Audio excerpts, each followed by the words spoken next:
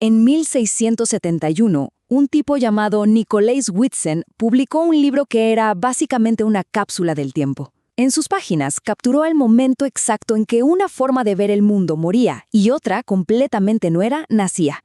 Así que hoy vamos a usar su trabajo para entender algo fascinante: cómo la construcción de barcos fue mucho más que madera y clavos. Fue, literalmente, la máquina que construyó imperios y dibujó el mundo como lo conocemos. Para empezar a entender, hay que pensar en esta frase. No es una exageración, era una filosofía de vida para los antiguos. El mar no era una barrera, era la autopista, el único camino hacia el poder, la gloria, la riqueza, todo. Era tan vital, tan esencial, que el propio instinto de supervivencia quedaba en segundo plano. Así de importante era. Bueno, este será nuestro viaje. Primero, veremos por qué construir barcos era casi un acto religioso en la antigüedad. Después, cómo todo ese conocimiento casi se pierde y luego renace. Nos meteremos de lleno en el increíble milagro naval holandés. Compararemos cara a cara los barcos antiguos con los modernos y al final veremos el impacto que todo esto tiene hasta el día de hoy. Muy bien, arranquemos. Para los griegos y romanos esto no era solo un oficio. Construir un barco era algo que tocaba lo sagrado, lo divino. Pensemos en esto por un segundo. Hoy, si alguien inventa algo genial, le dan una patente, ¿cierto? En ese entonces, una innovación como la quilla, la columna vertebral de un barco, no se le ocurría a un ingeniero brillante. No. Whitsen nos cuenta que se creía que la mismísima diosa Minerva se la había susurrado a los mortales. Esto nos dice que los barcos no eran vistos como simples objetos, sino como regalos de los dioses. Y aquí tenemos a una de sus primeras creaciones de guerra, el birreme. El concepto era simple pero letal. 2 filas de remeros dándole con todo para una sola cosa: ganar velocidad y clavarle un espolón de bronce al enemigo. Pura fuerza bruta y efectividad. El siguiente paso lógico fue el trireme. Pero cuidado, añadir una tercera fila de remos no era cualquier cosa. Fue un desafío de ingeniería monumental. Imaginen coordinar a 3 niveles de remeros para que actuaran como un solo músculo. Este barco era, en pocas palabras, la estrella de la muerte de su época, la tecnología punta del poder naval antiguo. O sea que la fórmula era velocidad, agilidad y un golpe demoledor. Los barcos estaban hechos para peleas rápidas, para dominar las costas del Mediterráneo, no para cruzar el Atlántico. Su poder no estaba en los cañones, sino en los brazos de sus hombres y en la punta afilada de su proa. Pero entonces Roma cae, y con ella todo ese conocimiento, toda esa ingeniería naval tan avanzada, sencillamente se esfuma. Viene una larga, larga oscuridad, hasta que una pequeña invención lo cambió absolutamente todo. Fíjense en ese vacío. Son casi 800 años. Toda la sofisticación del trireme olvidada. Pero entonces, por ahí del 1200, llega a Europa un aparatito que parece magia: la brújula. Y esa aguja magnética fue la chispa que necesitaba el mundo para volver a soñar con conquistar los océanos.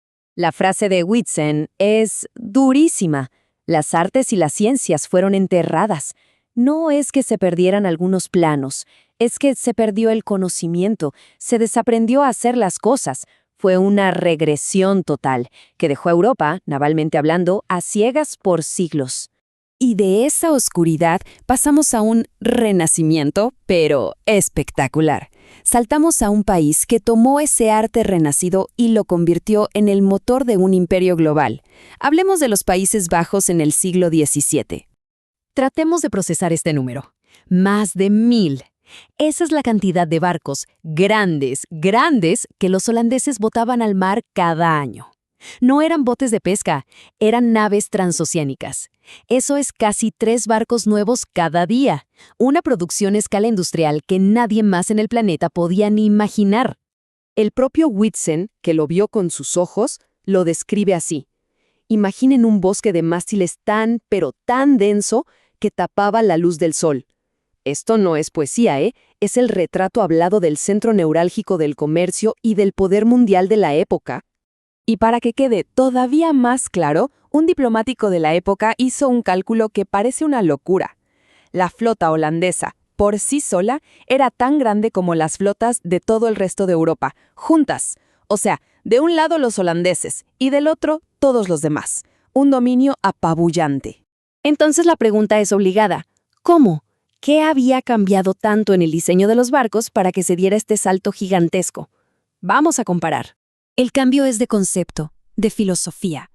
El barco antiguo era un cuchillo, rápido y diseñado para la pelea cuerpo a cuerpo en la costa. En cambio, el barco del siglo XVII era una fortaleza flotante, que además funcionaba como un almacén gigante, hecho para aguantar tormentas en mar abierto, cargar toneladas de mercancía y pelear con cañones a distancia. La verdadera revolución estaba en la forma del casco. El trireme era largo y delgado para ser veloz, pero el barco holandés típico tenía lo que Whitson llamaba vientres anchos. Su diseño no buscaba velocidad, buscaba máxima capacidad de carga. La pregunta ya no era qué pan rápido podemos embestir, sino cuántas toneladas de especias caben aquí. La economía le ganó la partida a la guerra en la mesa de diseño. Y claro, el propio proceso de construcción se industrializó. Ya no era un arte de secretos pasados de maestro a aprendiz, era una ciencia. Primero, la columna vertebral, la quilla. Luego, el esqueleto de costillas. Después, se forraba todo para hacerlo impermeable. Era un método sistemático que se podía repetir una y otra vez, permitiendo esa producción en masa que los antiguos ni en sus sueños más locos hubieran concebido.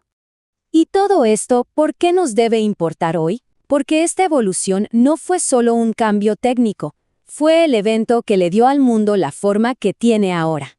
Aquí está la clave de todo el asunto.